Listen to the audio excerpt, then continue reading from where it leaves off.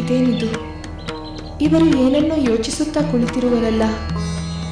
ಯಾವ ಯೋಚನೆ ಇದ್ದಿತು? ಅಯೋಧ್ಯೆಯಲ್ಲಿನ ವಿವರಗಳನ್ನು, ನನ್ನ ಸ್ವಾಮಿಯ ವಿಷಯವನ್ನು ವಿವರವಾಗಿ ಕೇಳಬೇಕೆಂದುಕೊಳ್ಳುತ್ತೇನೆ. ಆದರೆ ಇವರು ನನ್ನ ಬಳಿ ಹೆಚ್ಚು ಮಾತನಾಡುತ್ತಿಲ್ಲವಲ್ಲ. ನಾನೇ ಕೇಳುತ್ತೇನೆ.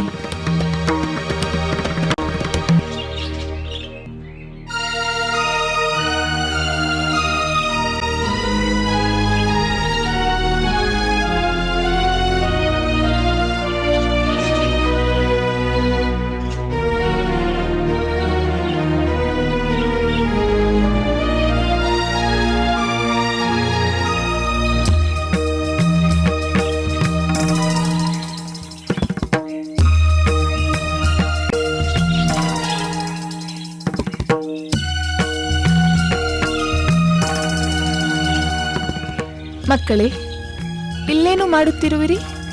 ಏನೂ ಇಲ್ಲಮ್ಮ, ಸುಮ್ಮನೆ ಕುಳಿತಿದ್ದೇವೆ. ಗುರುಗಳು ಹೇಳಿದ ಕಾರ್ಯಗಳನ್ನೆಲ್ಲ ಮಾಡಿ ಮುಗಿಸಿದ್ದೇವೆ. ಹೌದಮ್ಮ, ನಾವು ಅರಣ್ಯಕ್ಕೆ ಹೋಗಿ ಸಂಯುಕ್ತಗಳನ್ನು ತಂದಾಯಿತು. ಹೂ ಗಿಡಗಳಿಗೆಲ್ಲ ನೀರು ಹಾಕಿದ್ದಾಯಿತು. ಒಳ್ಳೆಯದಾಯಿತು.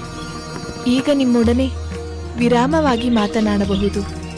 ಮಕ್ಕಳೇ, ನಿಮ್ಮನ್ನೊಂದು ಮಾತು ಕೇಳಲೇ? ಕೇಳಮ್ಮ. ನಮ್ಮನ್ನು ಕೇಳುವುದಕ್ಕೆ ಹಿಂಜರಿಕೆಯೇ? ಮಕ್ಕಳೇ, ನೀವು ಶ್ರೀರಾಮಚಂದ್ರ ಪ್ರಭುವಿನ ಅಶ್ವಮೇಧ ಯಾಗಕ್ಕೆ ಹೋಗಿದ್ದೀರಲ್ಲ? ಹೌದು, ಹೋಗಿದ್ದೆವು. ಅಲ್ಲಿಗೆ ಹೋಗಿ ಬಂದು ಆಗಲೇ 7-8 ತಿಂಗಳುಗಳೇ ಕಳೆದು ಹೋದವಲ್ಲ. ಇಷ್ಟು ಕಾಲವಾದ ಮೇಲೆ ಅಲ್ಲಿನ ವಿಷಯಗಳನ್ನು ಕೇಳಬೇಕೇ? ಅದು ಮಕ್ಕಳೇ, ನಿಮಗೆ ಅಯೋಧ್ಯೆಯನ್ನು ನೋಡಿ ಸಂತೋಷವಾಗಿರಬಹುದು. ಇನ್ನು ಅಯೋಧ್ಯಾಧಿಪತಿಯನ್ನು ನೋಡಿ ಹೆಚ್ಚಿನ ಸಂತೋಷವಾಗಿರಬೇಕಲ್ಲವೇ? ಆ ಸಂತೋಷಕ್ಕೆ ಮಿತಿಯೇ ಇಲ್ಲಮ್ಮ. ನೋಡಬೇಕೆಂಬ ಹಂಬಲವಿತ್ತಲ್ಲ, ಅವರನ್ನು ಕಂಡಾಗ ನಿಜವಾಗಲೂ ಅಪರಿಮಿತವಾದ ಸಂತೋಷವಾಯಿತು. ನಾವೇ ಅಲ್ಲಮ್ಮ, ಮನೋಹರವಾದ ಶ್ರೀರಾಮನ ರೂಪವನ್ನು ಕಂಡಾಗ ಪ್ರತಿಯೊಬ್ಬರೂ ಸಂತೋಷ ಪಡುತ್ತಾರೆ. ನಮ್ಮದೇನು ವಿಶೇಷ? ಏನು, ನನ್ನ ಮಕ್ಕಳಿಗೆ ನನ್ನ ಸ್ವಾಮಿಯ ದರ್ಶನ ವಿಶೇಷವೆನಿಸಲಿಲ್ಲವೇ? ಸಾಧು ಸಜ್ಜನರು, ಋಷಿಮುನಿಗಳು ಅವರ ದರ್ಶನಕ್ಕಾಗಿ ಕಾತರದಿಂದ ಕಾಯುತ್ತಾರೆ. ಆದರೆ ನನ್ನ ಮಕ್ಕಳಿಗೆ ಅದರಿಂದ ವಿಶೇಷ ಆನಂದವಾಗಲಿಲ್ಲವೇ?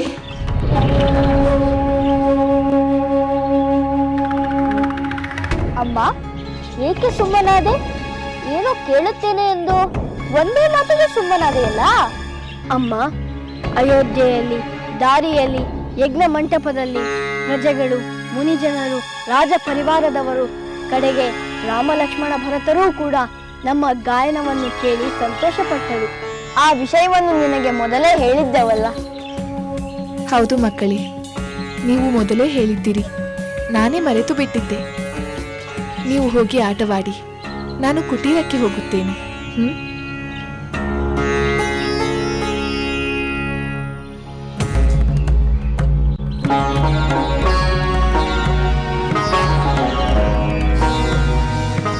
ಸೋದರ, ನಮ್ಮ ಮಾತೆ ಏನೋ ವಿಶೇಷವಾದ ವಿಚಾರ ತಿಳಿಯಲು ಬಂದಿದ್ದರೆಂದು ಕಾಣುತ್ತದೆ. ನಿಜ ಸೋದರ, ನನಗೂ ಹಾಗೆ ಅನಿಸಿತು. ಏಕೆಂದರೆ ಶ್ರೀರಾಮನ ಮೇಲೆ ಅಮ್ಮನಿಗೆ ಅಪಾರವಾದ ಭಕ್ತಿ ಇದೆ. ಆದರೆ ನಮಗೆ ಬೇಸರವಾದ ವಿಷಯವನ್ನು ಅಮ್ಮನ ಬಳಿ ಹೇಗೆ ಹೇಳುವುದು?